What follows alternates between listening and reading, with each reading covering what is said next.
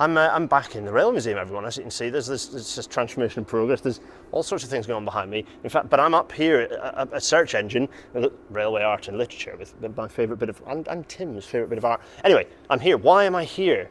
Well, because a few weeks ago, it was the 40th anniversary of the Selby Diversion opening and running trains on it.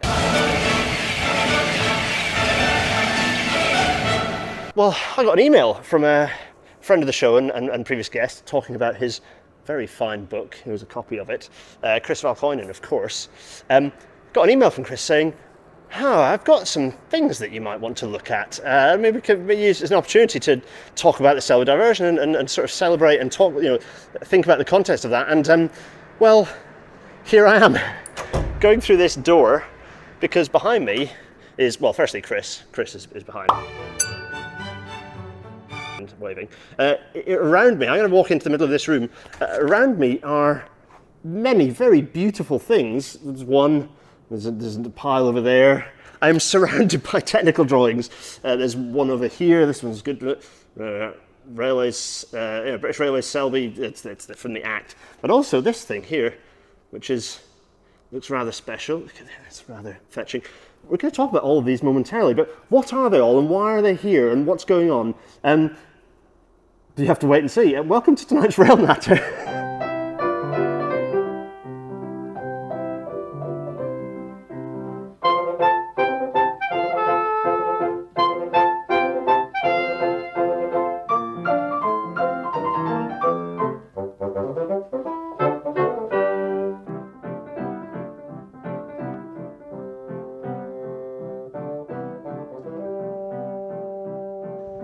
And as the In-City 225 fades away, we're going to start talking about some plans and drawings. Chris, first of all, thanks for your email. Chris is here, Chris Valkoinen is here. Thanks so much for your email. It's nice to do an in-person chat. Last time we had a long chat about your fine book, and it was an episode I very much recommend. I'm flashing up on screen now. Go back and watch that episode if you haven't already. Talked about technical drawings, about all manner of different railway things. We now have in front of us a lot of civil engineering drawings, or at least sort of infrastructure drawings. Firstly, thanks for the email. What's the story behind these drawings? How did they come into the? What do you know about these drawings as part of the collection? So these drawings, most of the ones we got today, only found about 6-7 months ago. Oh, really recent. Oh, okay. So you know all the changes that are happening here. Yes. You talked about it quite a few times. Yeah. As part of those changes, we needed to clear one of our basement stores over in Park Station Hall. Okay, which we've been working on for a really long time, but it with all the changes going on, it really pushed that forwards. Yeah. So I spent 9 months in a basement, finding everything in there, and some of that material we've got moved across and accessioned. So it's now publicly available, and that includes the material we've got today. Which is very exciting. Everyone, two apologies. Firstly, for the announcements that are going to come in 15 minutes, or imminently, in fact. And secondly, for my camera work, because I forgot the stand to give us permanent B-roll. I'm not a professional at this, babies and things. Yeah, so this is the British Railways brackets Selby plans and sections of November 17. The reason the wording of that is written like that is because it's about the bracket Selby bit is about the Act, the British Railways bracket Selby Act. Because it was the Act, this is a Parliament, this is it went through Parliament, this is an incredibly fast piece of, I've gone on waffling, sorry Chris. It's an incredibly, the speed at which this HS2, it's embarrassing how slowly it's happened compared to the Selby Diversion. The Selby Diversion, a much less complicated piece of infrastructure, let's not kid ourselves. It was, in the truest sense of the word, a high-speed line. The Selby Diversion, by the way, go back and watch the episode about, I'll ping that up now, the episode explaining what that is. Go and watch it. It was Britain's first high-speed, modern high-speed line. And it was what high-speed lines should be if you're measuring apples with apples, which is just the bit connecting the railway out in the countryside to the other railway out in the countryside and kind of making it fast. Anyway, this bit. Tell us about the first document here.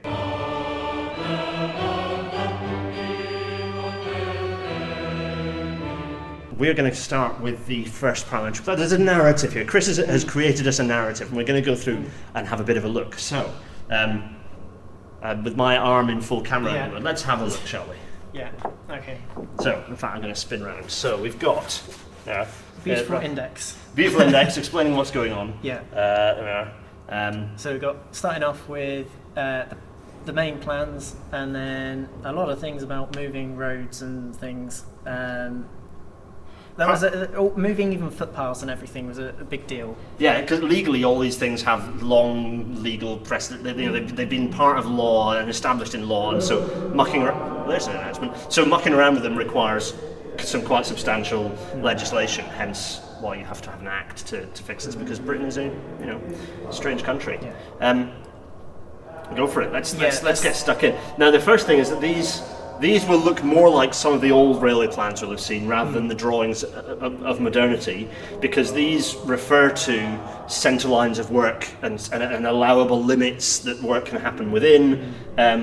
And here we are starting down at Templehurst Junction, in fact. Yeah. You can see the railway peeling off. What eventually becomes, we'll talk more about this, what eventually becomes a single track, single lead junction. Here at the moment is the straight line up towards Selby there, at the bridge over the river, over the Aire. So there we go. So that's it starting. Yeah, and it's quite simple. It's not giving you any track detail. It's just this is the route. Yep. It gives the route. It gives some changes here nicely in meters. For all the weirdos who go on about miles, no, we've been using meters for a very long time in the rail engineering world. And you can see we've got so you've got the section of the plan as well. So you've got the plan, and then you've got the long section at the bottom. But it's all very simple, as Chris says. It's nothing hugely sophisticated or particularly engineering. This is just the legal limits of work here. Yeah. And also for the roads, so you can show you can show the diversions of roads here. Yeah. Nice.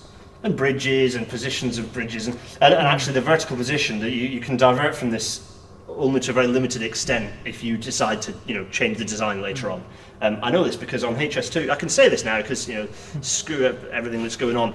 So on HS2, the original outline designer had forgotten about drainage through Calvert, and we had to push the vertical alignment of HS2. Well, not we, I had to push the vertical alignment of HS2 up by 3 meters to attempt to get rid of multiple tens of millions of pounds worth of drainage system that they realized that they then in hindsight were like, oh, we need to install a crazy drainage system. It's like no, just change the track alignment. But I had to what was crazy, and this documentation is at this level.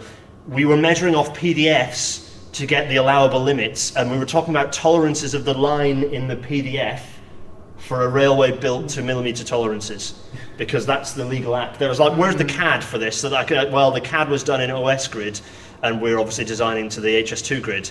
I was like, okay, fine, that's fine but anyway, it's weird that this stuff is not to be engineered off, and designing deviations against this can be a bit of a nightmare. There we go. Yeah. Now we're coming to another deviation because it's splitting, because we're reaching the big junction with the Hull line at this point. At Hambleton. Indeed. In fact, this...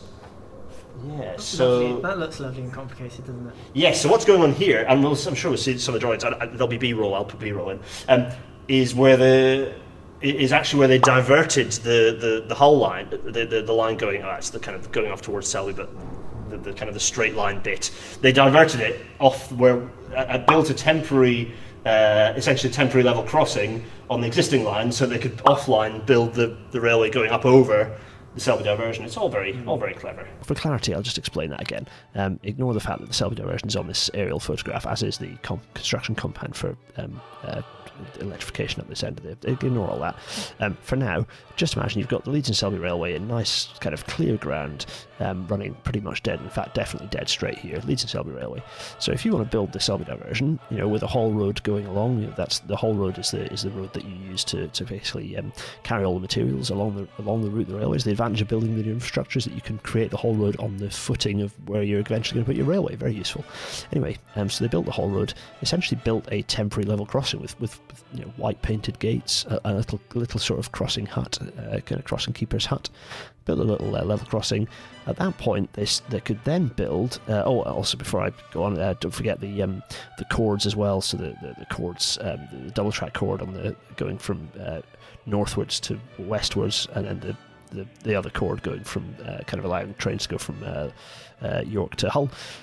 the course there for Hamilton Junction. So you've got they can then offline essentially create a gentle kink in the alignment of the Leeds and Selby Railway, but also more crucially elevate it to get it over the top of the Selby Diversion to allow for clearance for electrification, of course, as well.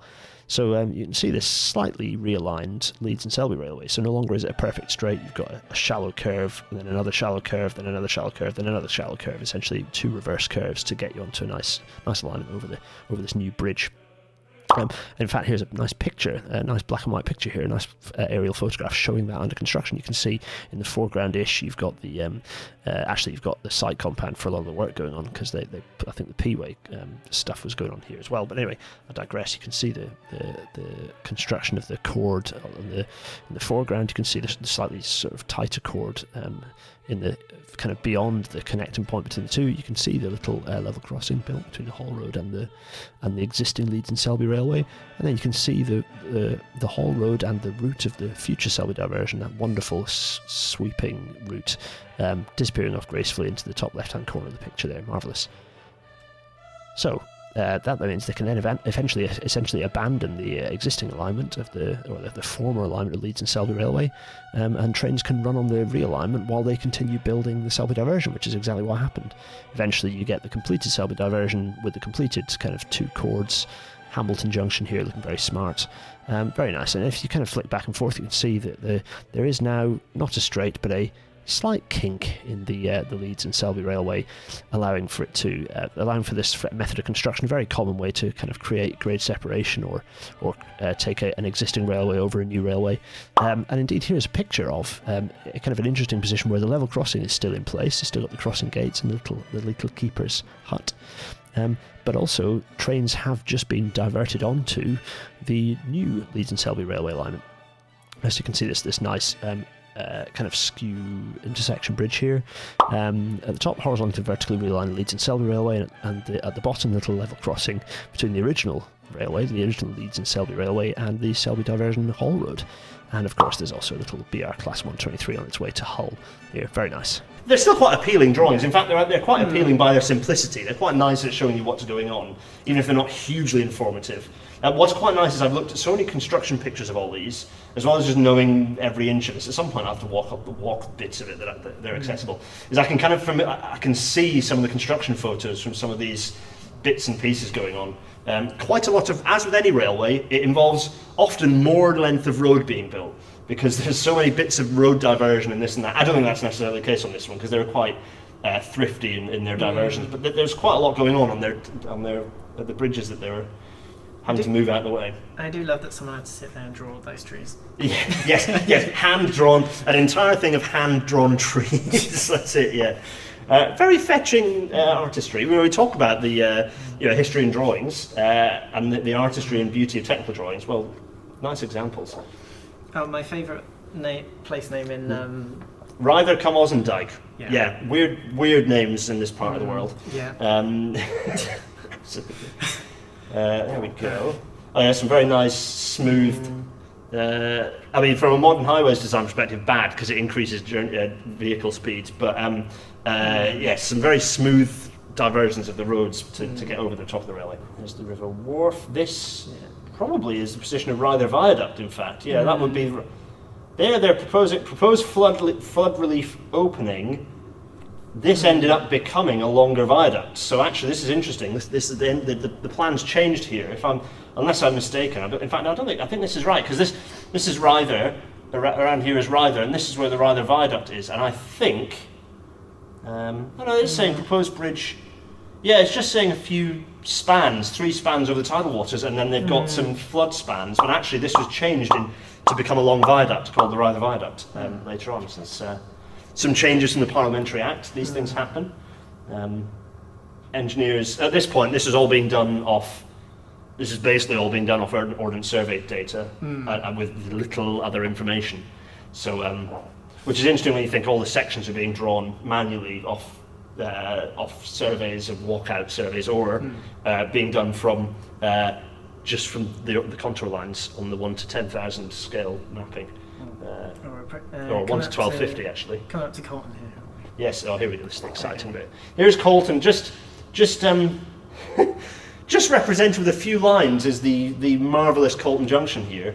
You can see where the kind of the footpath diversion is proposed to be. You can see where the kink is put in, and then the 125 mile an hour switch was here, and then the kink here that then connected back to the original route, the original line of where the fast lines go. So the slows, the Leeds lines sort of stay straight. Yeah. Anyway, again, very fetching. Now that's it, I think, at that point, isn't it? That's Yeah. Oh no, they do continue it.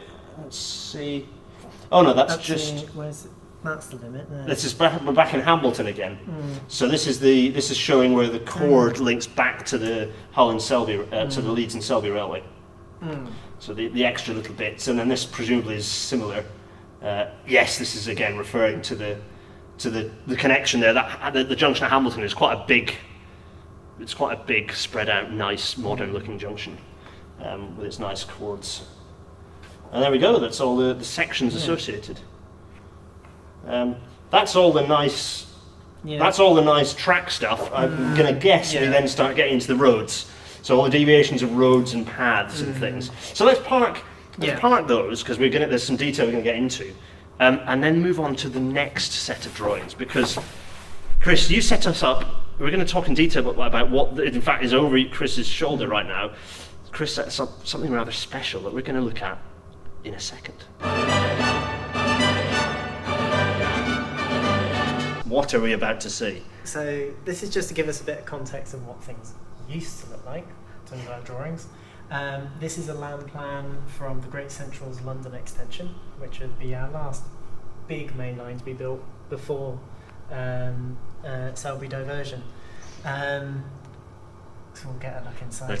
So this. I'm going to very much let you handle this one because this is it's not super old, but it's old enough. What's quite nice is it has this thing that like diaries that I was playing with as a kid still had until like the 90s, which is quite nice. Yeah, this is a much older piece of documentation. I've already spotted that it has watercolor action going on, or at least, oh look at this.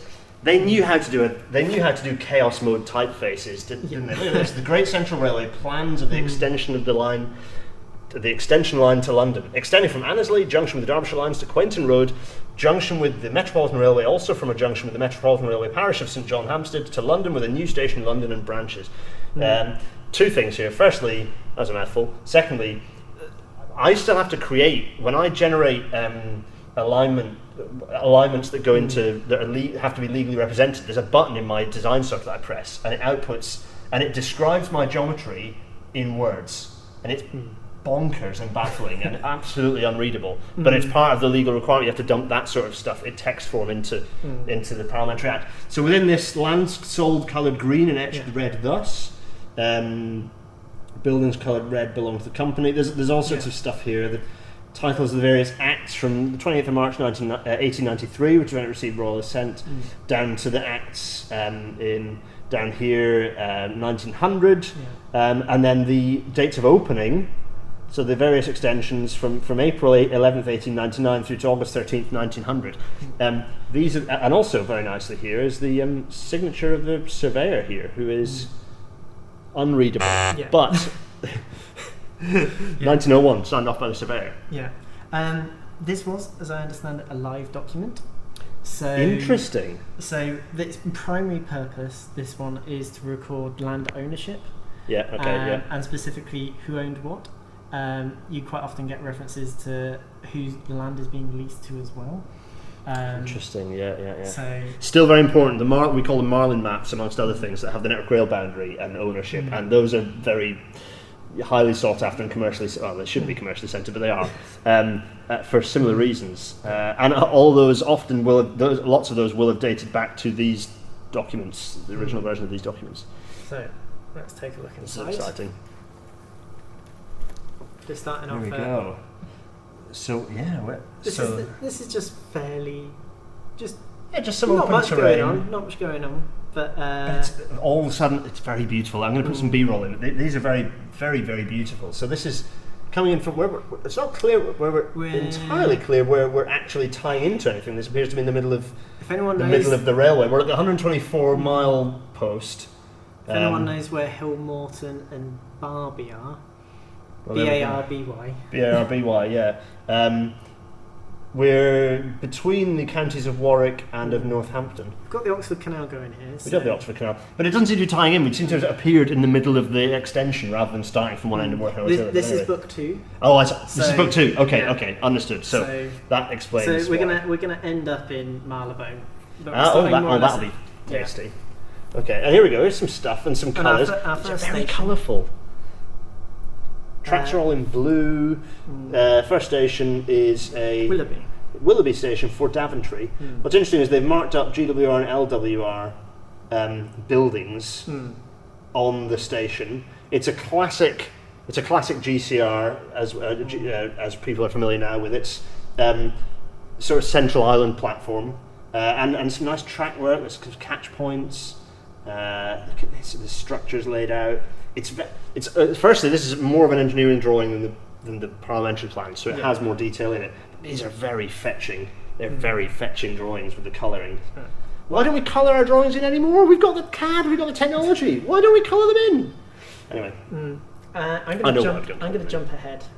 Well, that's exciting. Let's jump ahead. Let's get to London. Let's get to London and see where. Oh, so firstly, we're just approaching Marylebone here. I dare say a different scale here. We're 88 feet to an inch rather than the previous one, which I think was 2 chains to an inch. We are very much on the curvy, weavy approaches into. In fact, here it is. You've skipped very tactically on to where? In fact, where are we? This is Lord's cricket ground here. This is Lord's. Oh yeah, of course. So if you get Lord's up on Google Earth, and you'll see there's a funny. There's like a bit with some railway behind it that you're like, what's going on there? Well, here we are.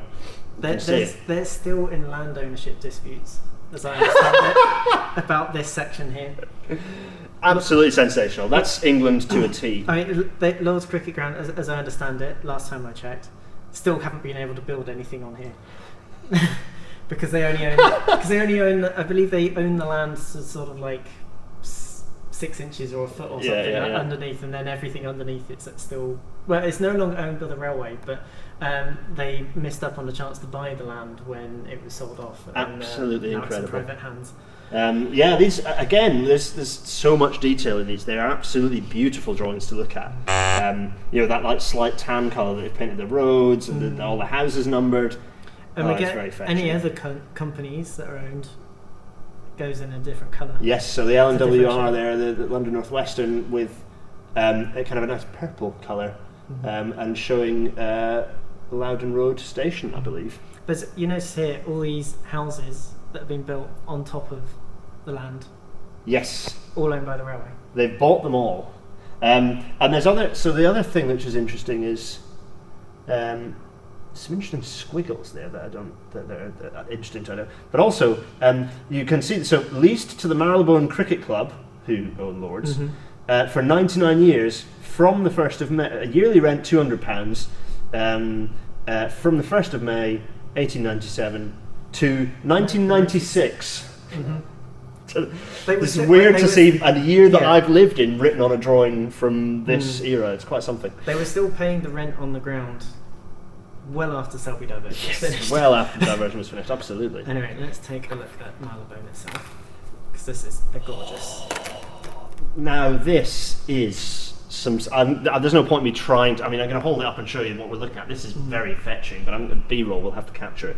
But this is very interesting that the buildings they've purchased are quite interesting. So these dotted bits of red that the railway company has taken on, but also the area that they intended to expand, that they have built properties on. Well, these may have been pre-existing properties that they've bought up with the intention of in the future gobbling it up. Yeah, of course, this was intended to be a much larger state. They did the opposite of what's happening at Euston. Chris obviously has absolutely no comment, completely independent, and has nothing to say about HS2. However, you can see here that this is with the potential for them to expand it, rather than, say, buying the land, bulldozing the houses, and then selling it off again to a developer. I wouldn't recommend doing that.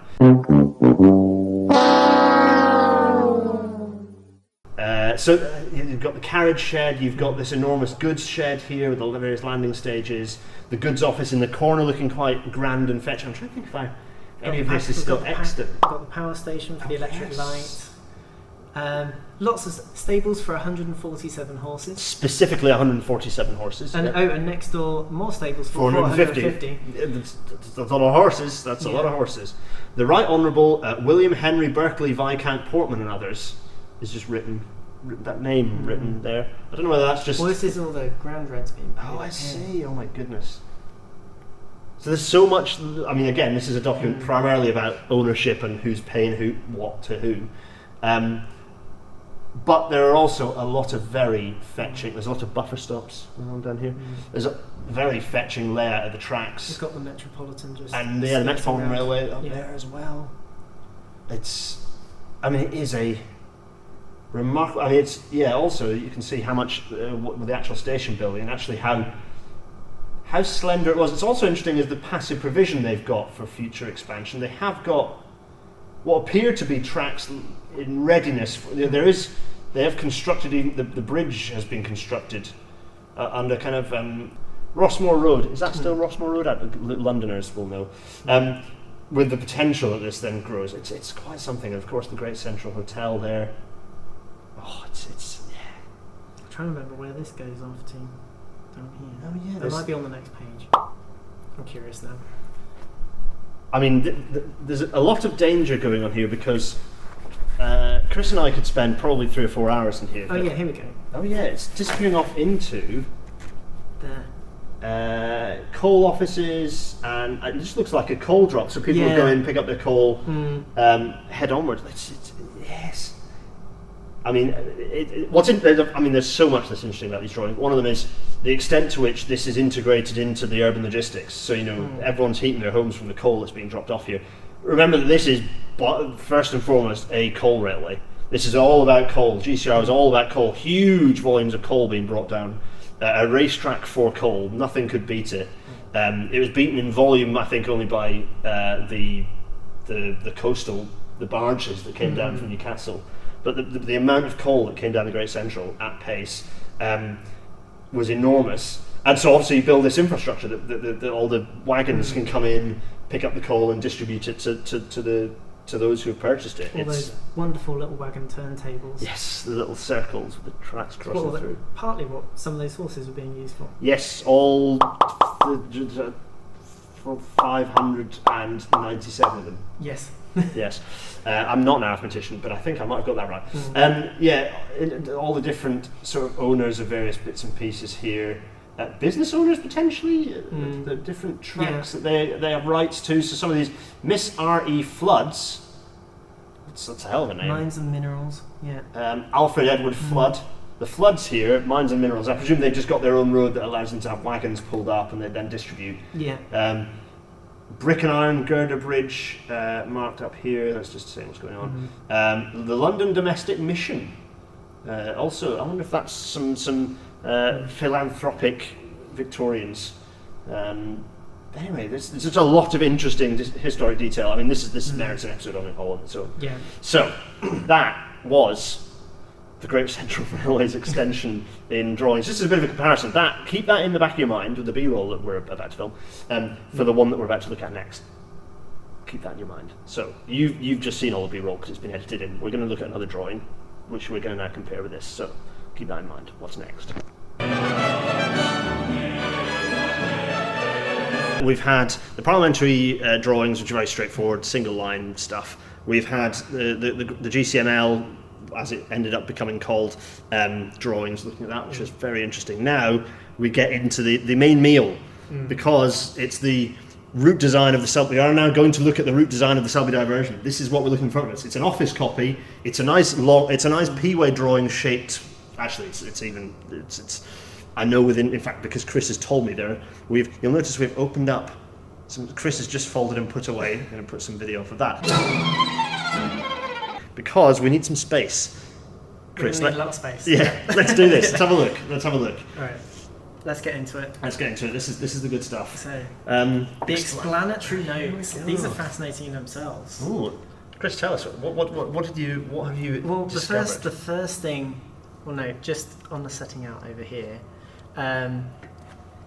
Our first reference to moss.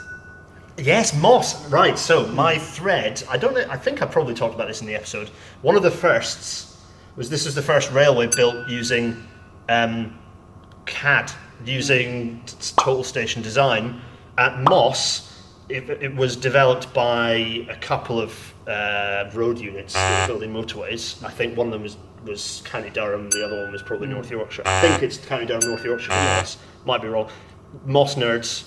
Let's set the record straight here. So this rare picture from the instruction manual from the I think the original package, or certainly one of the early versions of MOS. MOS, by the way, stands for Modelling of Surfaces with Strings.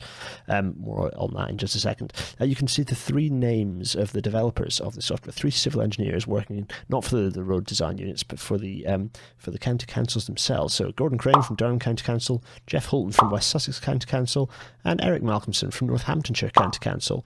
And these three chaps, well, they'd been meeting at, an evening of the Computer Science Society in Maidstone, Kent in 1970.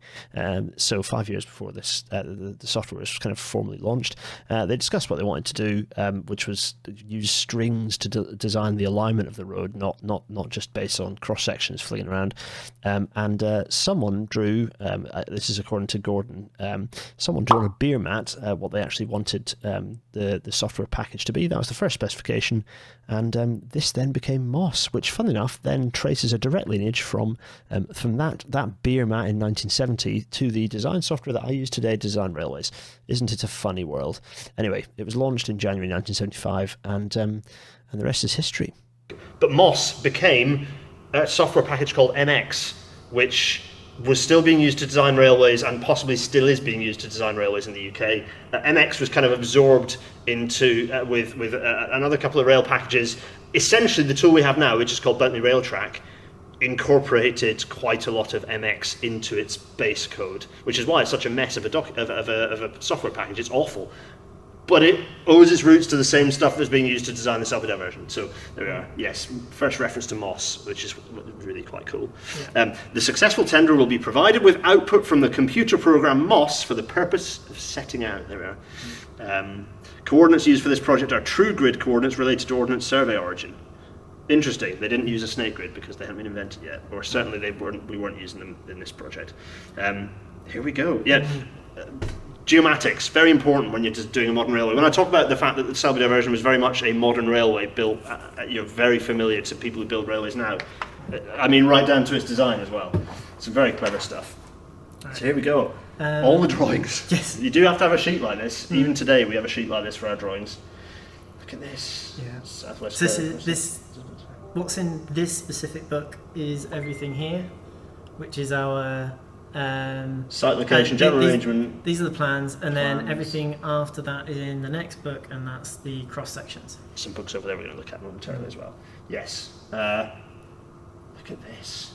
Not issued. There's some drawings which weren't issued with the tender, but are available at BR's CCE office in York, which eventually became what is now known as Sister UK. That's interesting. I'm about to start working there. So yeah, there we are. The legacy of the British Rail Design Office. Right, let's do this. Yeah. Let's go. Okay. So. Oh, it's just an ordnance survey map. Yeah. I have a scan of this, I think. Yeah, there we go. There's just the ordnance survey map. It's good context though. To show it is very useful context for sure. And like it's nice setting the time as well, because we're pre A64 being doubled and going past Doncaster. Going through Taddy still. Yeah, look at that. Some people that know this area better than me will be. Yeah, be able to spot other bits and pieces. Yeah, that's very nice actually. That's very nice. I did notice it does show in Tadcaster. You've got the old line. This shut. So that's Church Fenton to Harrogate line. Yes, yeah. That shut in 62, so that's disappeared. It's gone. Oh, yeah. So if you were going to do the XKCD map aging, sadly, they didn't create one as detailed as this, but you would be able to age it quite neatly from this. So that's good. There we go. And a very carefully drawn pen line of the alignment on there. Very useful context. B-roll coming up now. There are motorways on this map, of course. Okay. Well, here we go. So then what's next? So here. Okay. This is where it gets a bit complicated opening it up. Oh God, this is one What? Okay. Here we go. Chris, very carefully opening up this. I'm going to try and do it without Oh, destroying anything. yes. Yeah, we're on the move. We're on the move. We're on the move. We're going to have to be mobile now. Ah, okay. Have they got the?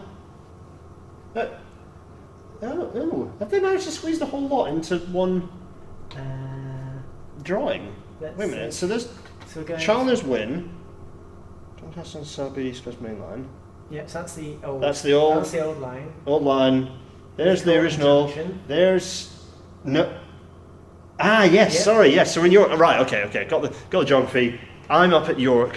Over there is Donny. That now makes. So we're gonna go. I'm gonna go and Yeah. stand at the other end and look. So Templehurst up here. Now the shape looks right. I was like, what's going on here? Because I thought it was the other way around. Yeah. Okay. That makes more sense. Yes. Doncaster now at this end, York over the other end, and there's the whole thing here, stretched before us. Again, you can see all the different work areas split into different sections for construction. There's some nice red line stuff here, saying there's a P-way depot for actually where all the P-way is. In fact, I've got pictures of there being a big area here for where the P-way is. It was laid out for. Oh, whoa! There's some smell coming off. There is some smell. This looks like, interestingly, looks like a copied drawing. Like it has copier burn on it, which is interesting. So a digitally reproduced drawing, although it's definitely hand created because it's all hand marked. But this looks like they've hand created this, and it's been reproduced several times for construction. Perhaps that's my guess. Is that this is an original hand created drawing that they have reproduced, not digitally, but. Yeah, I don't know what method they were using for copying. If it was older, I'd assume die line, but that doesn't. I don't think this is die line. It's because you're getting this burn, so perhaps it is an original. This was being done in the late 70s and into the early 80s. So yeah. Now let's hop to. Where are we? The wharf. So at this point, this drawing is showing the River Wharf Viaduct. So it's showing marked as a viaduct, which is interesting. It's moved. It originally would be, remember it was going to be earthwork with some flood gas. Where date here is 4th of July 79. So this is 79. Okay, July 79. So this is, of course, these are tender drawings. So this is before the detailed design. There will be another layer of design after this. So there's some changes made here. Colton construction. So in 79, in March of that year, Colton construction sidings removed. Colton New Road note amended. Colton Lane note added. So some changes at Colton And then end. the second change is when they added the work areas. Ah, So yes. that's been Okay. added. So So- that's been added in August. They were then adding the other. So they've taken. Yeah, okay. Maybe they produced the copy in order to add the work areas. Yes, that would because the work area that's nice and crisp. So they've possibly relined the centre line and they've added all the these work areas for the tender work. So there are 11 different work areas by the look of it. Possibly more if there are areas down. No, they've split those into lower numbers. Yeah. Yes, 11 different work areas to deliver to split the work into packages to deliver it. As with HS2 and other modern railways, that's what we do. Should we march on? We shall march on, yes. Chris is very carefully going to fold this enormous drawing up. This is tender drawing. So as I say, this isn't detailed design, these are tender drawings. So the equivalent, for anyone who's out there, this is the equivalent of Grip 3, ES3 level design. So it goes out to tender. Maybe this is Form A level, but Form A that then gets tendered for the final design. So if you like, there's maybe a 50% design. For the North Americans out there, there's a 50% design done for tender purposes. This is a similar draw. In fact, this looks to be the same. We don't have. Ooh. Okay, we do have to open it because this is the archaeological sites that were kablamoed by the Selby Diversion. Let's see what we kablamoed through. I mean, there are lots of these drawings. I mean, we may not open all of them, but this one looks interesting. Let's see. This is one of my Archaeological favourites, sites. because- Oh, we managed to. It appears that we've. Oh, of course, because I was going to say it looks like we've just joined the dots through all the archaeological sites, but no, it's just the ones that were on the line. So obviously that's how they'd end up showing. But yeah, there are a fair few actually. It's not clear. No, these are the ones these were the digs. So Yeah, this is no, where that's- they've gone out, they've done digs. They've rough idea. The local historians would have said there's probably something there. Can you dig it up before you smash it with your railway? I'm going to guess this was another first. The first railway built in Britain where it was required to have archaeological surveys. Another first. Yeah, I can believe that. I'm speculating. I don't know for certain. I'm trying to think what other bits of railway were being built at the time.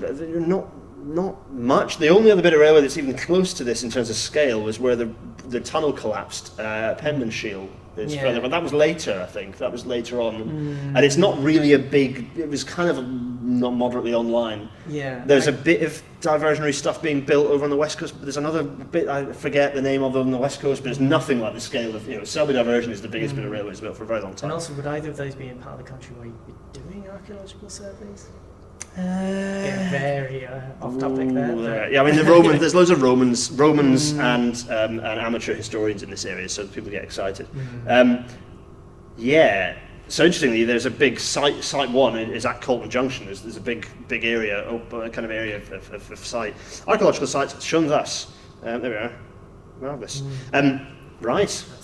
That is interesting.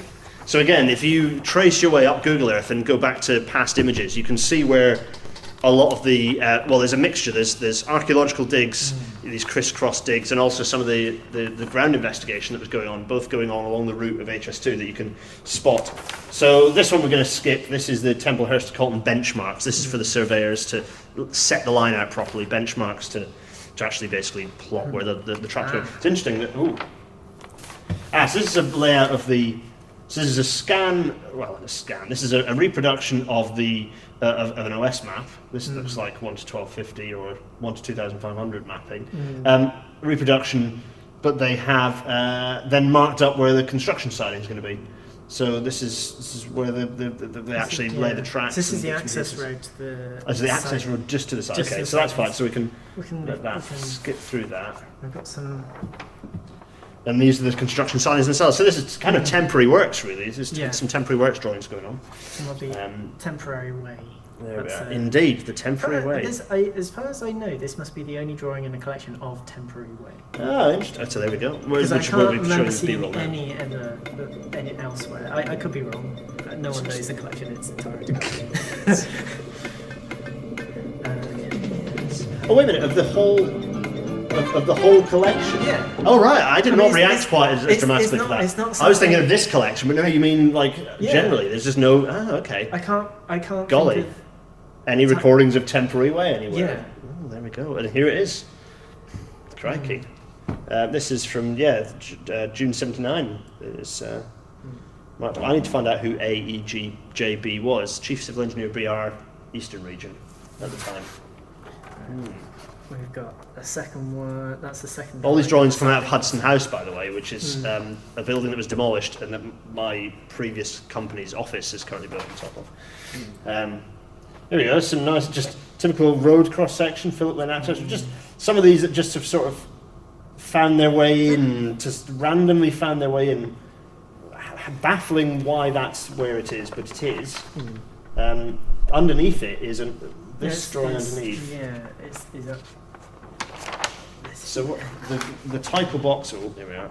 It's getting complicated because these old drawings have got a bit sticky and folded. And what's bad is when you've got a fold, an accidental fold on top of a proper fold. Yeah, like we've got like here. This one here. That's when things get ripped.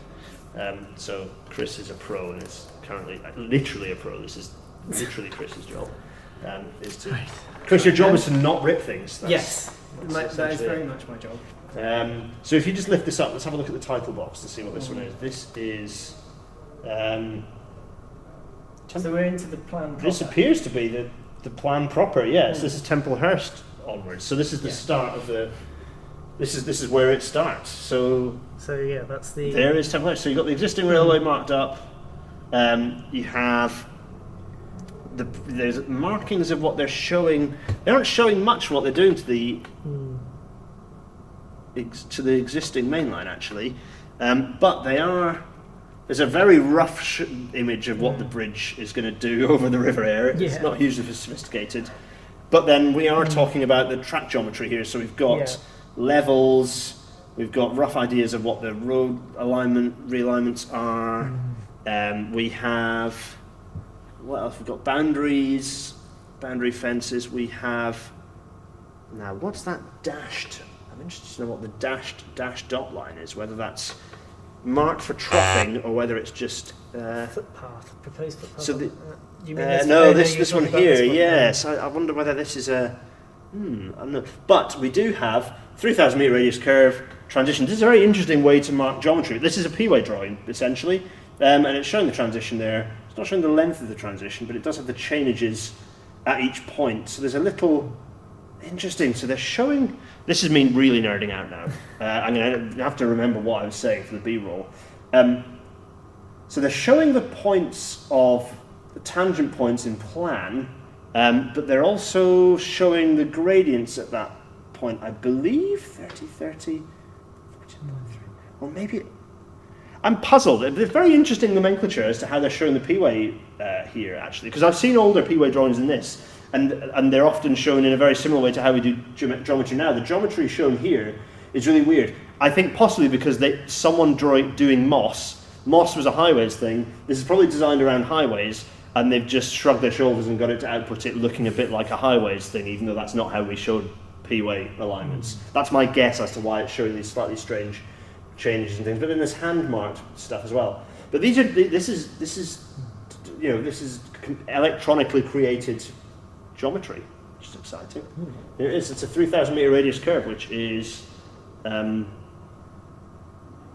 it's good for a decent. 3,000 metre radius curve is good for 125. So, right, that has to be very carefully folded up. yeah. That was our first drawing. Now, how many of this is the bit where it's like, right, okay. Right. How many is it? So then we're going. Where do we want to focus our attention? Let's so we can look at bits of it here and sort of skip. So let's hop forwards. Let's keep hopping forwards. Let's see if we get to Hambleton, which I think, yeah, we can keep going. Yes, there's all these changes. It's nice looking at these, man. I should have paid more attention to the index, and I'd know where we were. Where we needed to go. Oh, best laid plans. Best laid Here we plans. go. Yeah, Leeds Selby line, Hamilton Junction. Here we go. So, this is the good stuff. Gascoigne Wood. Interestingly, Gascoigne Wood, where there is, where all the coal was coming out of the reason it was being built, all the coal was being lifted up because it arrived at the, I can't remember what it's called, the big sloping thing where it all gets drawn out from the seam is this way a bit at Gascoigne Wood. No, this is Sorry, Selby. forgive me. So this is Leeds Selby. So it's this that is, way a bit. In fact, yeah, it's there. There. Yeah. Not built yet, actually. It's the situation. So here we go. Here is, it's just fairly straightforward. It's showing the P-way depot will be. It's showing the existing route and the former route. No, the existing and former route is the same thing. It's the existing route and then the proposed route, which they slightly jimmied over so that they could keep running trains while they built the alignment, the proposed earthwork. So it's very clever. So they basically built the earthwork just so that it didn't interfere with the existing Leeds Selby line. There we go. So that's all. Yeah, there we go. And I still haven't worked out what these geometry markings mean, but it must be vertical. It must be vertical. Are they? I'm puzzled. These little triple things. So it's the chainage. It's a position, a tangent point position. I don't know whether it's saying there's 30 meters either side of transition, and I don't know. Are these cross-referencing to our cross sections? No, I don't think so. They are geometry. They're geometry. Wait a minute. Here we go. There's one here. Typical section. Chainage. 717. Distance from center 6 foot to center formation. It's formation shape. So those are 1 in 30. So that's showing which the crossfall. So that's interesting actually. So it's centrally drained there. Well, as in there's no drainage. It's cess drained. Sorry, I'm speaking nonsense. It's not centrally drained. It's cess drained, but drains away because the formation is lifted up above the ground around it. So there we are, 1 in 30, which is how we do crossfalls now at 1 in 30. There we go. Now I know what it is. Now I know what we're talking about. So actually, you're kind of right with cross sections. I take it back. So, big into Bolton Percy. There we are. Let's pop this one open actually while we're here. This one's gonna be big.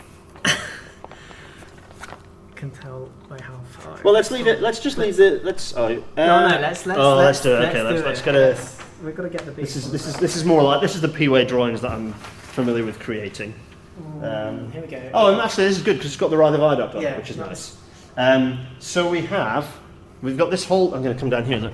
This is and Chris is going to go at the other end. And we're going to get an idea of how long this drawing is. There's me over here. There's Chris over there. Yeah. It's a long drawing. It's a 1 in 2,500, which is interestingly quite a lot smaller a scale than detailed P-way drawings end up being, which is a good job too because we have a lot more drawings to look at. So we've got transitions. There's the Ryder viaduct again. Set. There's no obvious construction type here. They're just kind of showing us that there is going to be a viaduct there, and they've named it the Ryder viaduct rather than what was previously just a smaller viaduct over the river wharf. All the footpaths being diverted.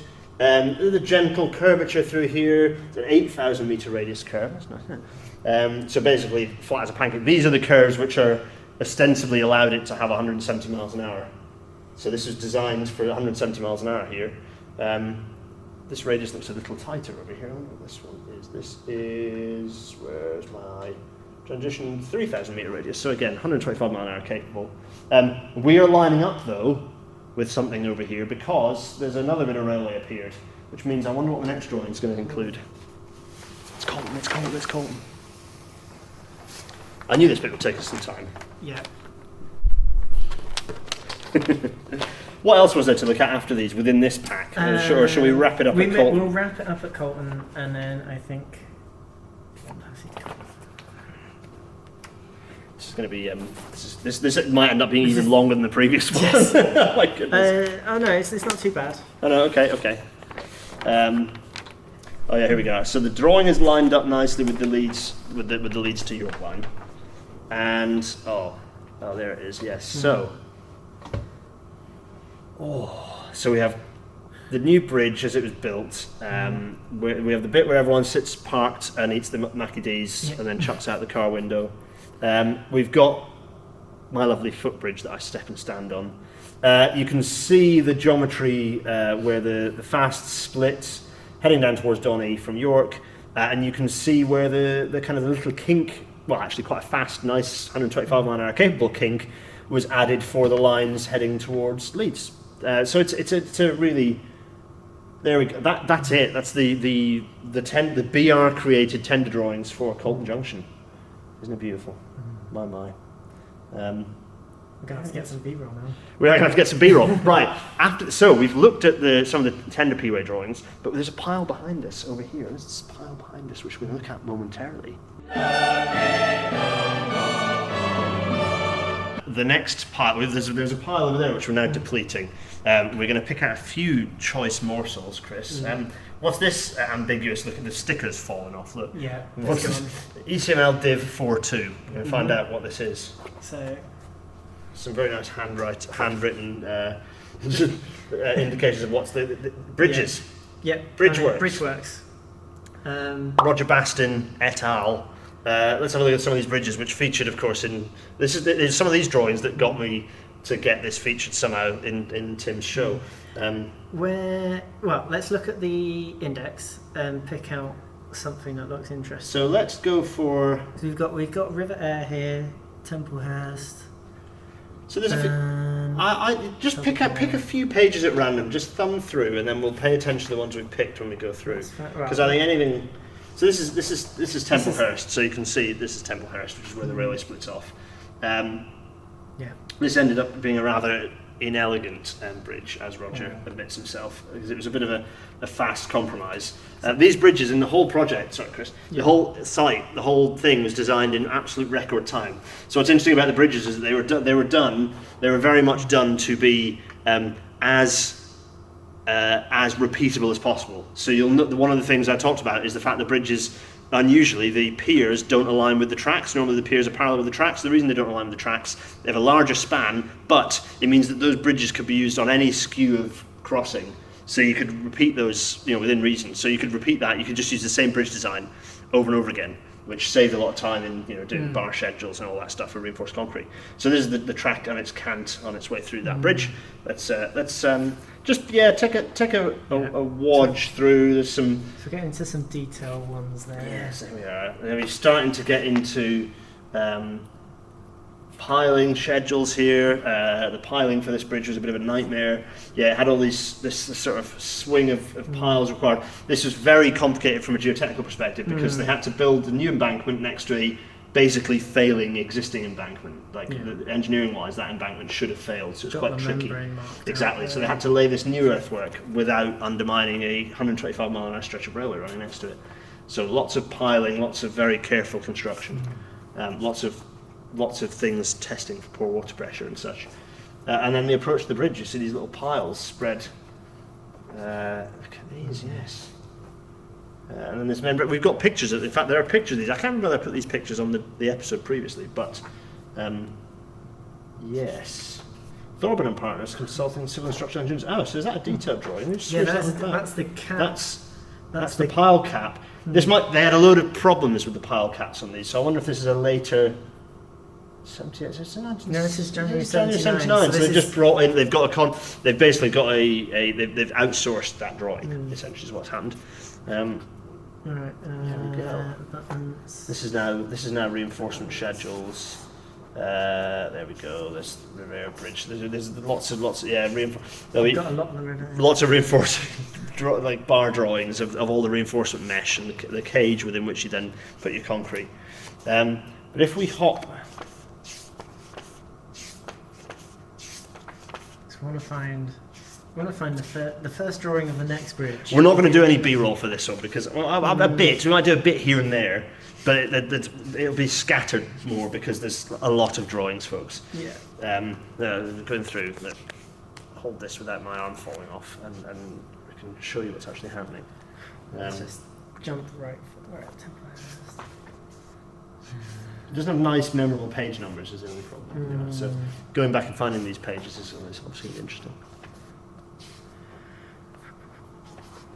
Engine arrangement. This is bridge, the A19 bridge. There we go. So it's this is a pretty standard example of the bridge. In fact, I'm not going to do it. I think I can get away with minimal B-roll here because I'm burning my arm off here. So for the benefit of Chris and everyone watching, this is a classic example of a Selby Diversion bridge. It's got a nice wide space to put the tracks through, so the tracks can be curved, they can be spread apart, so on and so forth. Plenty of space. It allows for the rotation, so you can skew the bridge quite a bit if you need to. In this case, there's a little bit of a skew, a small skew. In fact, there is a 10-degree skew here on this bridge. You can see. Also that you can just do the same bridge and copy and paste that bridge and put it wherever you need it to be. Clever engineering to accelerate the construction of the project. Very, very, very clever stuff to make sure this thing got approved by Parliament, designed, tendered, and built in absolutely record time. We're talking 4 years. It's very impressive, really. Let's see what have we got towards the back. An intersection bridge. That's two railways crossing each other. This is, in fact, the middle of Hamilton Junction here. So you have the Leeds Selby going straight line one direction to the other, and then you've got the Selby Diversion. There we go. Yeah. Very nice. A bridge that we stood under and interviewed Roger Basting, in fact. That might be. That's the intersection. In fact, I think it's just intersection all the way to the back from there. There we are. Oh no, I'm wrong. Selby Dam. Selby Dam. So this is kind of like. This is the Selby Dam. This looks suspiciously like the construction type of the Ryther Viaduct here. So, no, it isn't. It is. This is interesting. This is a. Is this the one that they planned out being like 18 spans? Yeah, 18 spans that ended up being 3. Remember correctly?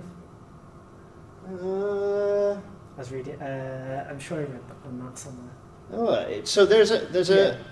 I don't. The Selby Dam structure. I don't know much about this one for some reason. I've not. I will have to go and do some reading and add some text at the bottom to explain the Selby Dam structure. The one I'm familiar with is the Ryther Dam one, which started off with 3 spans and became a long viaduct. But this is an epic structure that I don't remember. Maybe because, as you say, it doesn't actually exist anymore. I think this didn't get built as this. I was expecting that there might be there would be some things. Because I think the long viaduct, because there's a tendency, as you say, it's 50% design, things change.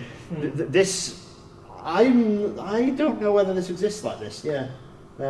Whereas, obviously, the viaduct does. But what's nice about this, and I'll do some B-roll on this one while it's open, this is just a very nice looking drawing. They've done a lovely job of, again, it's a very long drawing there.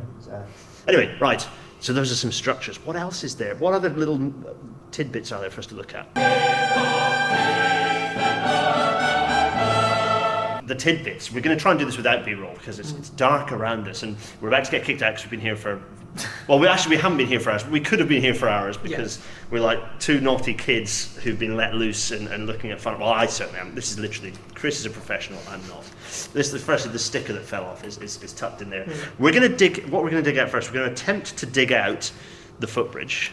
To show you the footbridge. I don't know whether I've shown you the pictures of the footbridge. I think maybe the footbridge it made it into architecture. Certainly when I was filming with them in a hotel next to... So I filmed a load of B-roll of the drawings in a hotel next to Connell Bridge because we kind of did the two segments interspersed. But... This is the typical footbridge. It is. So that's the single span one. It is the single span one. And then so there's another footbridge elsewhere, but there's a special footbridge. A special footbridge that I've spent an unhealthy amount of time on. Sorry, Chris, I'm cutting you out. I've spent an unhealthy amount of time on, and here it is. This is the footbridge, as you can see, spread before us. It's not a hugely glamorous thing, let's be honest, but I've spent a lot of time on it and I have an attachment to it. It's a simple and elegant structure. So if I had to go around here and come down and show you, look, there it is. It's my forehead next to the footbridge and the drawings, and look at this. It's nice to see the thing there, and I spend a lot of time on it. And the panels could do with a lick of paint. The GRP panels are a little bit sun. The UV has not been kind on them. There's a pencil circle around this, which is interesting.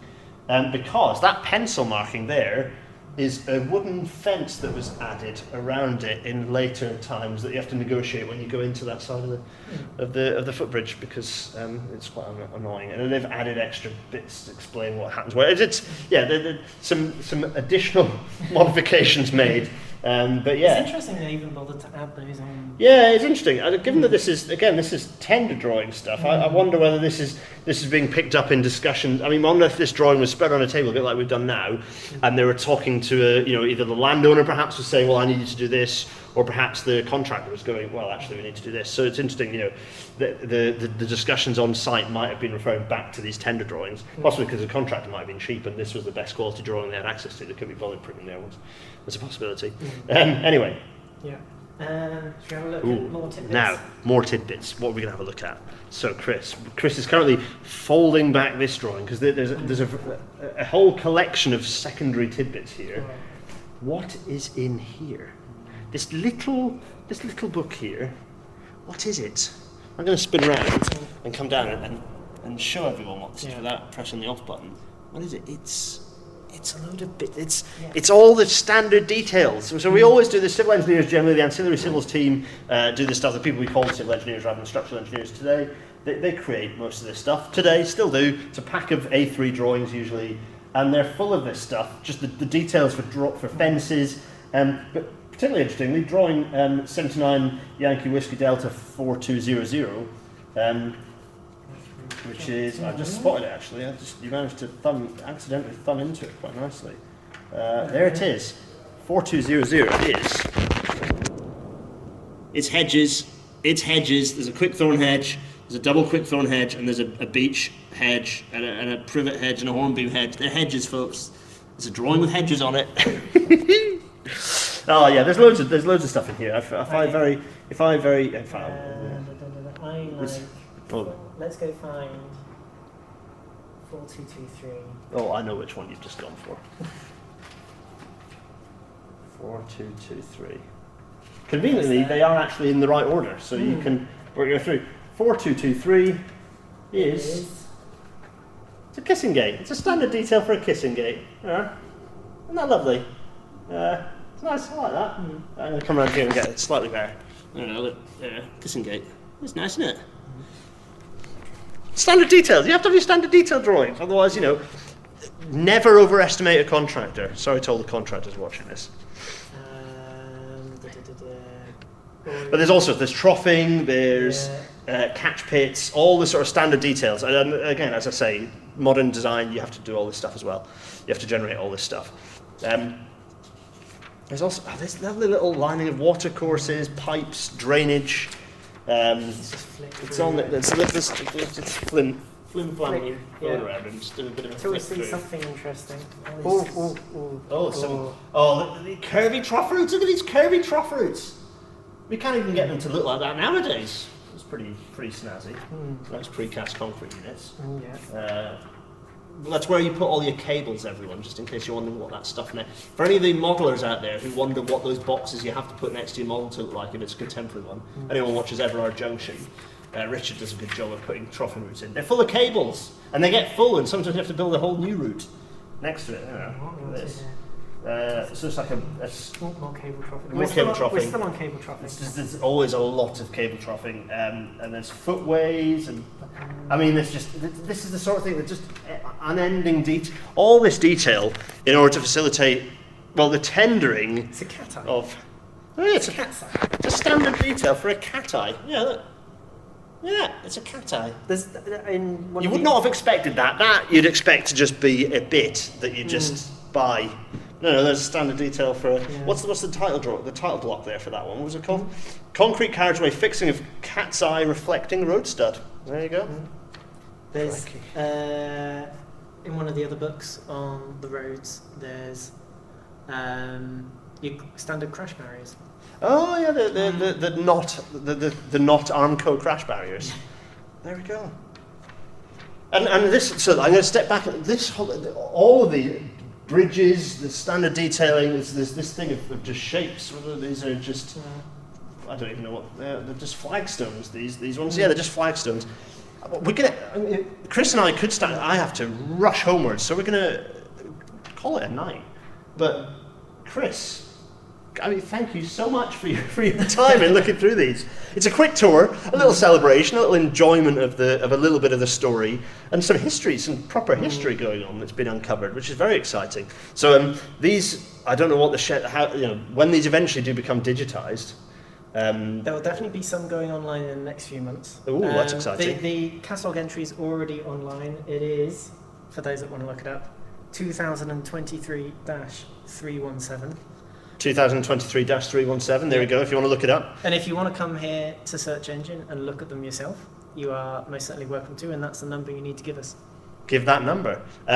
Fantastic, thank you so much. The usual plugs, while Chris is next. I mean, thank you, Chris. We'll say a proper thank you to Chris in moments. The usual plugs. Thanks to all the people who listen to this in audio-only format. I don't know how this worked in audio-only format. Illustrative voices is what we'll have hopefully done.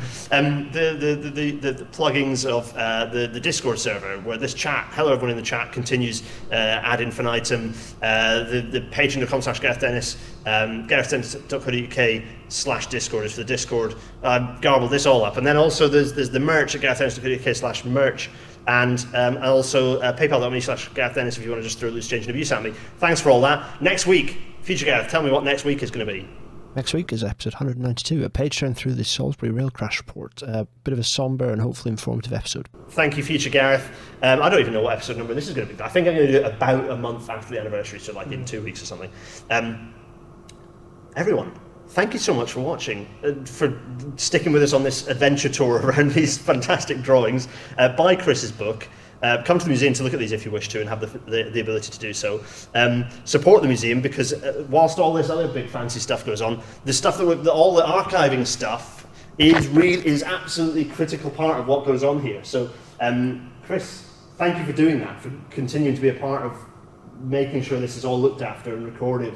And it's very dark outside. It's gone very eerie out of all of this, but particularly as all the lights are on. It's just that when it's dark, all the lights bulbs have gone, and they have no way of fixing the bulbs. That's another story, though. Don't cover your ears, Chris. Anyway, thank you so much, Chris. It's been an absolute pleasure having you on. It only remains for us to say cheerio, everyone. Cheerio.